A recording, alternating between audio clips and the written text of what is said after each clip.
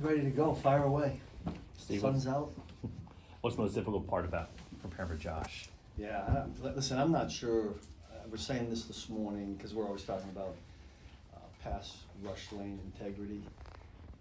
There are snaps on here where you can be perfect with that, and he still finds a way to get out. You know, so hopefully the number of those snaps are minimal, and we can find a way either get him the rushes throw, or if he does decide to scramble, get enough guys around there that the gain he has is minimal. But I think we can be perfect sometimes at what we're doing up front with all of that, even with five guys. I see it with five, you know, people commit five rushers, and he has just a real keen sense of finding that little seam. And if he gets past the 4 or 5 that you bring in, now it's out, and that's where it's really dangerous.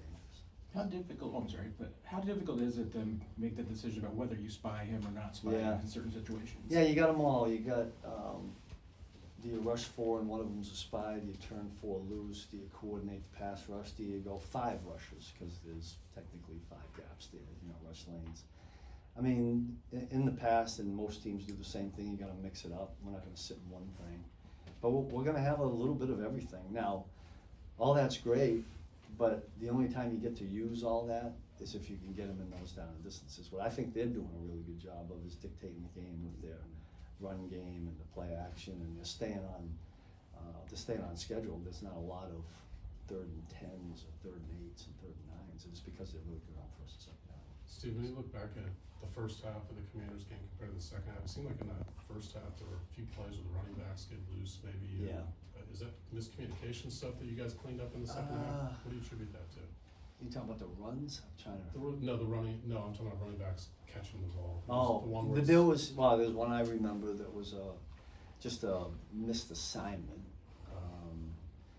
There was one in there that was a linebacker safety communication thing. Those are 2 that stick out, but that's all it takes is 2. And if there's 1 in each drive, they're down there. But they moved the ball pretty well. Where our guys did a nice job was in those critical situational downs. And those 4th down stops were huge. And then we kind of found our groove a little bit in the second half. This has been a thing where you found the groove in the second half. Yeah, I would credit the coaches that go in there and at halftime, and you know, we decide for a quick 2-3 minutes of what minimal changes we want to make, or what are they doing to us, what did they decide they were going to do, and the guys feed it to the players, and then credit to the players that they take it and ride with it somehow. On that front, the game's changed. I mean, from when you got into, there were, you know, the 85 Bears, you could hold the team to 87 total yards and 3-point. Like the idea of a shutout, I know you guys just got one, but it's kind of gone. It's like a little more basketball in your defense. You want to play it, but you have to acknowledge you're going to get beat because the offense is. They'll hit a couple of hoops. Yeah, so sink a couple. So have you had to change your philosophy? Like, you know, was it like when you got into the game? Was it, you know, the Bill Cowers of the world wanted 0 points, right? And now you got to acknowledge we're going to give up something, but. There's a little bit of that. I mean, you know, we have an objective chart, unit-wise. Each game is, the first one is win the game, second one is points allowed, and then I think there's 9 or 10 categories that we researched that had the most to do with limiting points. And when we first started doing this years ago, when I was with Jim Johnson, the points allowed goal was 17. You felt like if you could keep a team under 17, you could win. I think the figure was like 85 or 88% or something. I'm not so sure that's changed now. You know, that might be more in the 19. I haven't done the full research lately. Now, we've kept it at 17 as a goal because I just refuse to change it. I don't give up more points. But I think that your point is, well, it's really hard to get a shutout in this league, or 10 points. I mean, it's really hard because teams got real effective weapons. We know the rules have all changed a little bit. Kickoff where they get the ball a lot. So yeah, it doesn't happen very often. It certainly always would be nice to get. To me, I always want to have 1 less point than they got. Now, I don't want it to be 45 to 44, but you know. Does it require you to be more of a counterpuncher? A little bit, you know. I mean, we are always kind of. When the game's in the balance, I always say to the guys, when the game's in the balance, you know, now it's just go out and stop every series and get the ball back to Patrick with the same score that we got it. Now, if it gets out of, then you change a little bit, because to me, like last week's game, when we got to 2 possessions, we wanted to find a way to get the ball back to Patrick so he could get it to 3 possessions. That was the goal. So I guess not much has changed. You're not wanting to score, but I think a 3-possession game in the fourth quarter might change the way I call it. But until you get to that point, probably. How quickly can Mike make an impact? Well, the good thing about Mike is he was here before in this season, so I think it's probably an easier transition for him than going someplace else. So we're glad we got him. I mean, Mike's a fun guy to have around and good football player, so we're happy about that. Last 3, we'll start with Blaine. Steve, you referred earlier to the 4th down success the other night. It's been that way all season. You guys lead the NFL in 4th down defense. Do we have to talk about that? Do we have to bring that? Because this team we're getting ready to play is really good.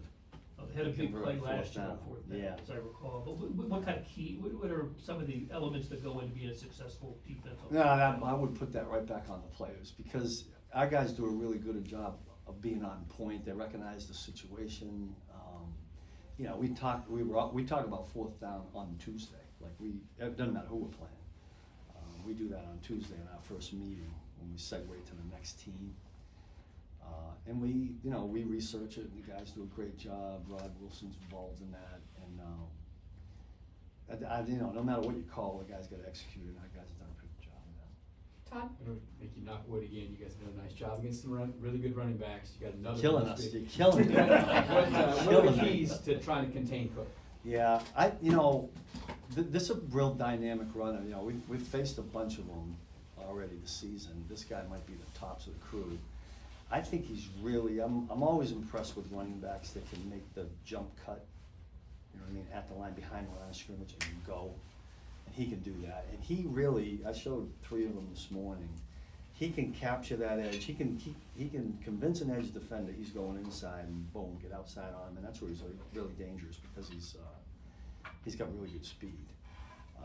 And he can do it all. I mean, he's going to look to cut back on us. It looks to me like they really are trying to feature their run game, and they're doing a really good job with it.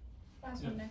Bill, with the Bills' passing offense, what kind of stood out to you on tape about them? It's always about Josh and the way he extends it down. And look, I think this wide receiver group has been with him long enough that they know exactly what he's going to do. They find ways of getting open. I was watching the Baltimore game, and it was at the end of the half, and Josh extends it. There's very limited time, and number 10 finds a way to get in between 2 Baltimore defenders, and boom, right there they found a way to get 3 points at the end of the half. It's things like that create all kinds of issues. No more talk about those other things. Thank you, Coach.